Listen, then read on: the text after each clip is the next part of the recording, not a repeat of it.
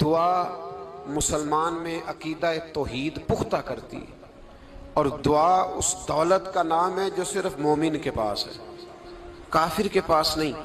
نبی پاک علیہ السلام نے فرمایا الدعاء صلاح المومن، دعا مومن کا ہتھیار ہے، کافر کے پاس یہ ہتھیار نہیں ہے۔ مومن جب اپنے مالک کے حضور دعا مانگتا ہے نا، دنیا میں آپ کسی سے زیادہ مانگیں تو وہ ناراض ہو جاتا ہے، وہ کہتا ہے بھائی تو نے تو کام بنا لیا ہے، کل بھی دیا تھا، پرسوں بھی دیا تھا، روز روز تجھے کون دے؟ میرے نبی پاک علیہ السلام نے فرمایا جو اپنے رب سے زیادہ مانگتا ہے رب اس سے زیادہ راضی ہوتا ہے، زیادہ راضی ہوتا ہے۔ اب دعا مخصوص اوقات نہیں دعا کے، فرمایا اذا دعان، جب بھی دعا مانگو گے تمہارا رب تمہاری دعا کو، جب بھی دعا تو دعا کرتے رہنا چاہیے، ہر وقت دعا میں بندہ شامل رہے، اللہ کے ذکر میں شامل۔ یہ جو قرآن مجید نے کہا نا یا ایھا الذین آمنوا اذکروا اللہ ذکرا کثیرا، اے ایمان والو اپنے رب کا ذکر کثرت سے کرو، وسبحوہ بکرۃ واصیلا، اور صبح و شام اسی کی پاکی بیان کرو۔ تو اس سے مراد یہ نہیں ہے کہ تسبیح لے کے سارا دن مسجد میں بیٹھے رہو اور کام کوئی نہ کرو، بلکہ اس کا مطلب یہ ہے کہ روٹی شروع کرو تو اللہ کے نام سے، اختتام کرو تو اللہ کے نام، سو جاؤ تو رب کا نام لے کے، سویرے اٹھو تو اللہ کا نام لے کے، جب تمہیں کوئی چیز اچھی لگے تو ماشاءاللہ کہو، جب کوئی مصیبت آئے تو کہو انا للہ و انا الیہ راجعون۔ تو سارا دن اللہ کا ذکر جاری رہے گا۔ نبی پاک صلی اللہ علیہ وسلم نے مسلمان کو ایک دوسرے سے ملنے کا طریقہ بتایا۔ مصیبت آئے تو کیا کہنا ہے؟ صرف فوت کی پہ نہیں کہنا، اس کی وضاحت کر دو۔ کوئی بھی الذین اذا اصابتہم مصیبہ، جب بھی کوئی مصیبت آئے، اللہ کے بندے کہتے ہیں ہم اللہ کی طرف سے آئے ہیں اور اللہ کی طرف ہی ہم نے لوٹ جانا۔ تو میرے عزیز ہر وقت اللہ کا ذکر جاری رہے گا، ہر وقت زبان پہ رب کریم کا۔ دیکھیں نا نبی پاک علیہ السلام نے ہمیں ملاقات کا طریقہ بتایا۔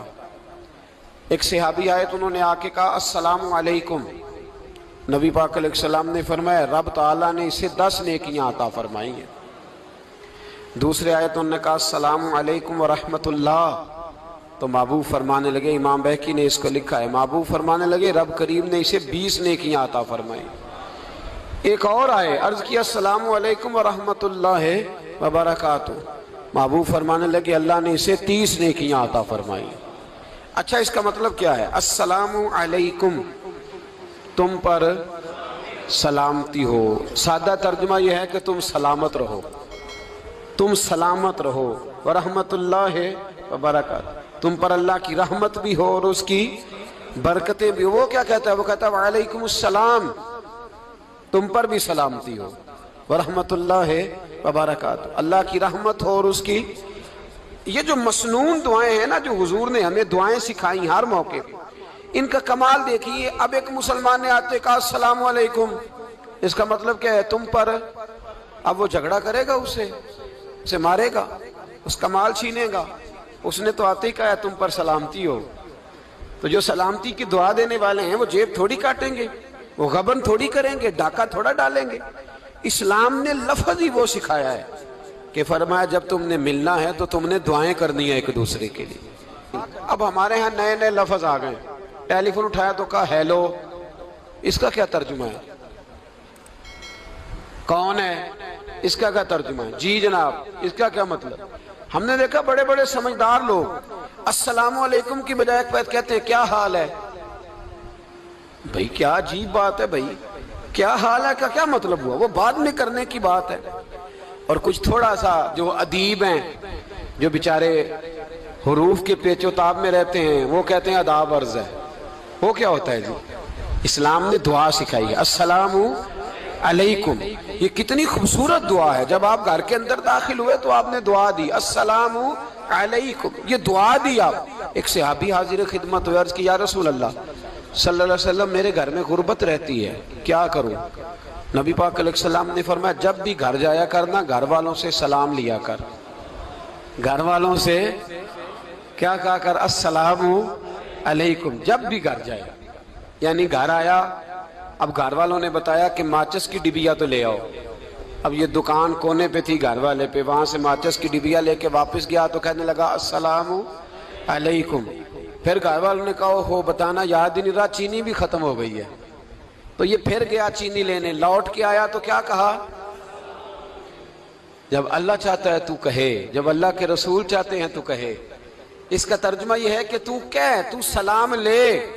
اللہ رسول چاہ رہے ہیں کہ تو سلام لے تاکہ تیرے گھر میں سلامتیاں ڈال دی جائیں.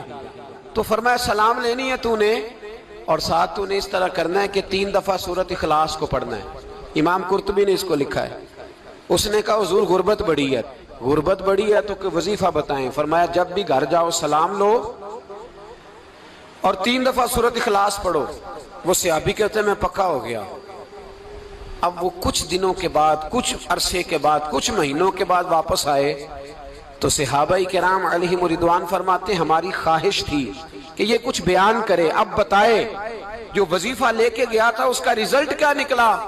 کہتے اس نے بڑی حیرت انگیز بات کی، حیرت انگیز عجیب انداز میں. کچھ لوگوں کا دل ہوتا ہے نا کہ مجھے ملے میرے پڑوسی کو نہ ملے، اور کچھ کا دل ہوتا ہے یار مجھے بھی ملا ہے اور الحمدللہ میرے پڑوسی کو ملا ہے. تو صحابی جب حاضر ہوئے تو صحابہ کہتے ہیں ہمیں تجسس تھا کہ یہ کچھ بتائیں. تو حضور نے فرمایا کیا حال ہے تیرا؟ کہا یا رسول اللہ کمال ہی ہو گئی ہے حضور، میں جب بھی گھر جاتا ہوں سلام لیتا ہوں اور 3 دفعہ سورۃ اخلاص پڑھتا ہوں. میں تو امیر ہو ہی گیا ہوں، میرے تو ہمسائے بھی امیر ہو گئے. کتنا پیارا ہے یہ جملہ، کتنا حسن ہے. اتنا اچھا لفظ کسی اور کے پاس ہے ہی نہیں جو الفاظ ہمیں ہمارے رسول نے عطا فرمایا. اس کو اپنائیے، اس کو اپنائیے. یہ الگ بات ہے کہ لوگ مطلب کے لیے سلوٹ کر لیتے ہیں بڑا سارا، لیکن مطلب کے لیے نہیں. جس کو جانے اس سے بھی سلام لیں، جس مسلمان کو نہیں جانتے اس سے بھی. تو نبی پاک نے ہمیں مسنون دعائیں سکھائیں. رات کو جب سونے لگیں اللہ کے رسول صلی اللہ علیہ وسلم نے ہمیں دعا سکھائی. حضور نے فرمایا جب سونے لگو تو مسلم شریف میں فرمایا تم نے یہ دعا پڑھنی، اللہم باسمک اموت و احیا. تم نے کہنا اے اللہ میں تیرے نام پر مرتا ہوں اور تیرے نام پر جیتا ہوں. نبی پاک صلی اللہ علیہ وسلم نے ایک حدیث میں فرمایا کہ یہ جو نیند ہے نا یہ موت کی چھوٹی بہن ہے، یہ موت کا ایک حصہ ہے. جس طرح انسان سو جائے تو کوئی خبر نہیں ہوتی کیا ہو رہا ہے، بالکل وہ اٹھا ہے تو اس نے کہا ہو یہ کیا ہوا. سو جاتا ہے نا آدمی، اسے خبر نہیں ہوتی. اوہو میں نے تو 11 بجے اٹھنا تھا، یہ تو 3 بج گئے. اب اسے خبر نہ رہی. سوتے ہوئے لوگ چوری کر لیتے ہیں. بلکہ اس طرح بھی ہوتا ہے کہ آدمی نے گکھڑ اترنا تھا، وہ پنڈی سے آ رہا تھا لیکن وہ سویا ہوا تھا. آنکھ تب کھلی جب کاموں کی آ گیا تھا.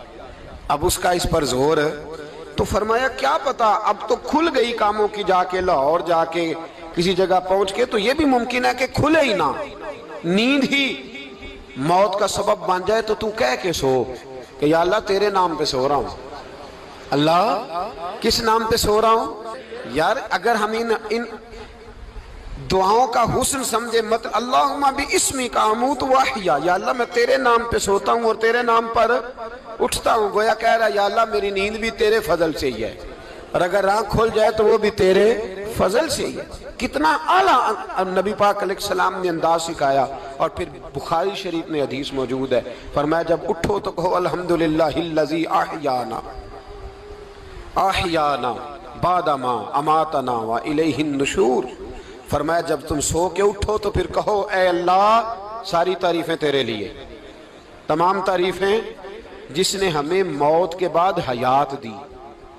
موت کے بعد فرمایا احیانا بعد ما اماتنا، ہمیں مرنے کے بعد گویا اللہ کا شکر ادا کر کے آنکھ کھل گئی.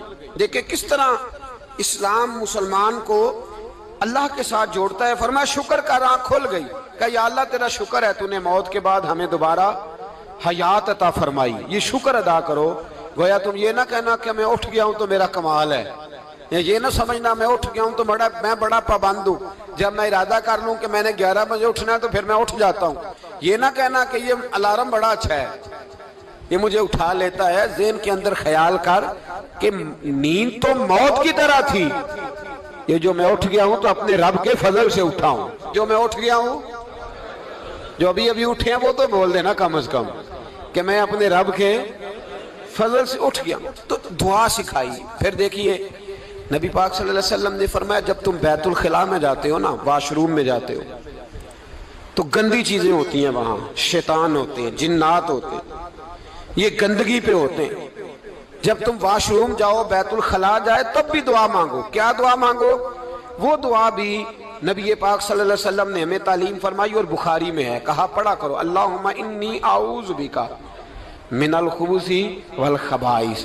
کہو اے اللہ، ناپاک چیزوں سے میں تیری پناہ مانگتا ہوں، وہ نر ہوں یا مادہ ہوں۔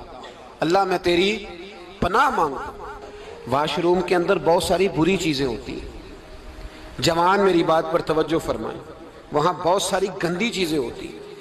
انسان کئی دفعہ واش روم میں جاتا ہے، اسے وسوسے زیادہ آتے ہیں، یہ نوٹ کریں میری بات کو۔ اصل میں نا ہم بات ڈھونڈ رہے ہیں علاج اپنی بیماریوں کا، حالانکہ علاج تو سارا مدینے والے رسول کے پاس موجود ہے، محبوب کے پاس ساری دوائیاں ہیں۔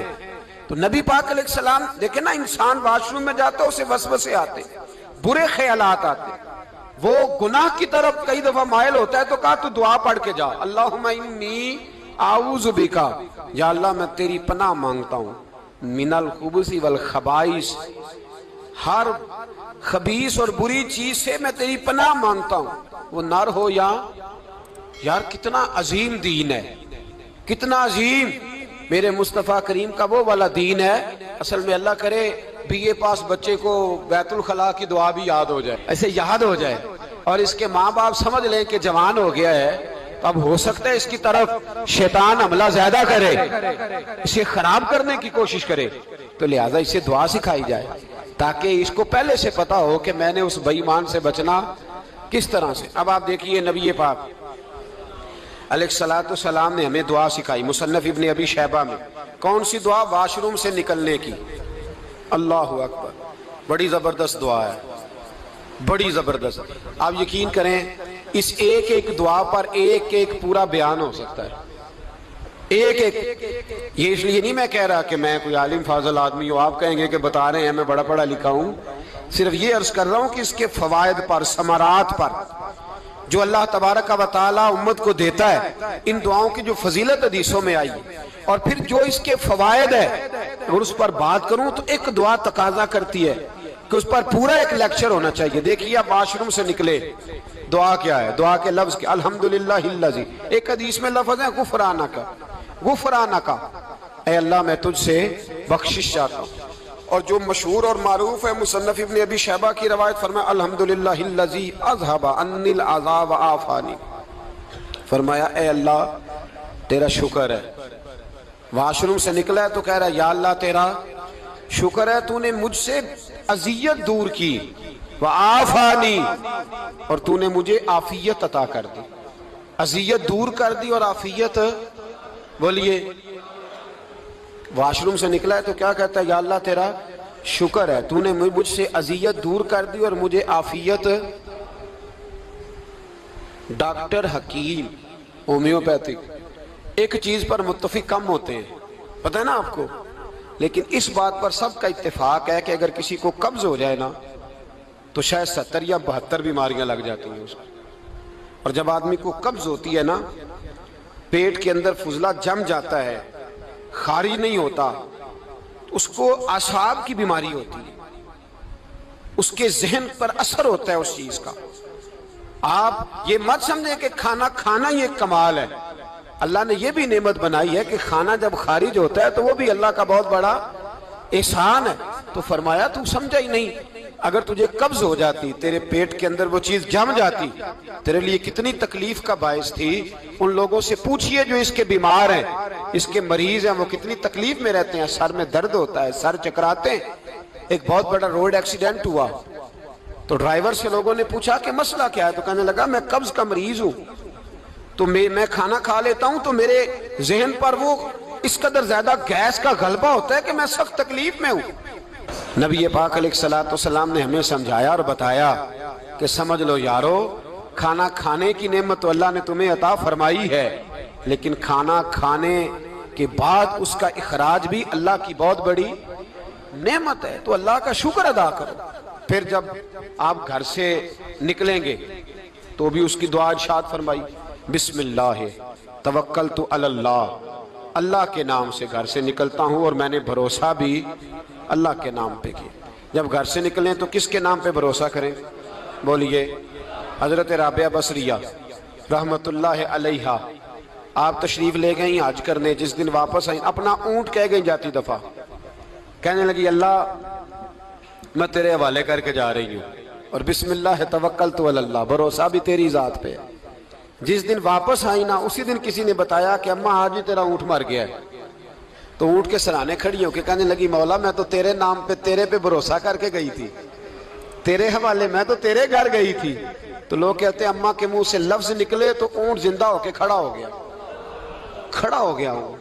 تو اماں کہنے لگی نہیں تمہیں ہی غلطی لگی ہے، مرا ہی نہیں تھا، پہلے سے ہی موجود تھا، گویا اپنی کرامت بھی نہیں ظاہر ہونے دی۔ تو بھائی گھر سے نکلیں تو کس لفظ پر کہ یا اللہ میں تیرے بھروسے پہ نکل رہا ہوں، میں اس کے دو فائدے ہوں گے، ایک تو آپ اللہ کی امان میں جا رہے ہیں، اللہ کی امان میں آ رہے ہیں، اور دوسرا جس گھر کو آپ چھوڑ کے جا رہے ہیں اسے بھی اللہ کی امان میں دے کے جا رہے ہیں۔ تو کتنا لذت والی دعا ہے جو نبی کریم علیہ السلام نے ہمیں سکھائی۔ اب ذرا حدیث سنیں خوش ہو کے، دیکھیں حضور نے دعا سکھائی، فرمایا جب دیکھ لو نا کسی کو ہنستا ہوا، کیا کرتا ہوا؟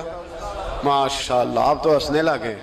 جب کسی کو ہنستا ہوا دیکھو تو کہا کرو اضحک اللہ سنک، یہ دعا یہ بخاری ہے، فرمایا دعا مانگا کرو جب کسی مومن کو ہنستے ہوئے دیکھو تو دعا مانگو اضحک اللہ سنک، اللہ تجھے ہنستا ہی رکھے، اللہ تجھے، بولیے جل نہ جایا کرو کہ میں پریشان ہوں تو یہ ہنس کیوں رہا ہے، جھلا نہ کرو، بلکہ کیا کرو اللہ تجھے ہنستا رکھے، اللہ تجھے۔ نبی پاک صلی اللہ تعالی علیہ وآلہ وسلم نے فرمایا، ترمذی میں حضرت اسامہ بن زید رضی اللہ تعالیٰ عنہ سے حدیث مروی ہے، حضور نے فرمایا جس نے کسی کے ساتھ احسان کیا اور جس پر احسان کیا، اگر اس نے یہ دعا پڑھ دی نا جزاک اللہ خیرہ، تو فرمایا اس نے اللہ کی بھی پوری حمد کر دی اور محسن کا صحیح شکریہ بھی ادا کر دیا۔ کیا کہنا ہے؟ جزاک اللہ، اللہ تجھے بہترین جزا عطا کرے۔ اس کا ترجمہ کیا ہے؟ اللہ تجھے بہترین، کیونکہ حضور فرماتے ہیں من لم یشکر الناس ولم یشکر اللہ، جس نے بندوں کا شکریہ ادا نہیں کیا اس نے اللہ کا بھی شکریہ ادا نہیں کرنا۔ تو کیا کہنا چاہیے؟ جزاک اللہ خیرہ۔ اور اگر اماں کہتی ہو بچوں کو انگریزی سکھانی ہے تو کیا کہنا ہے پھر؟ شکریہ ادا کرنے میں کیا کہنا ہے؟ Thanks, thank you. وہ خدا کے اس کا ثواب کتنا ہے؟ بولے انگریزی ایک زبان ہے، اس کو زبان ہی رہنے دیں۔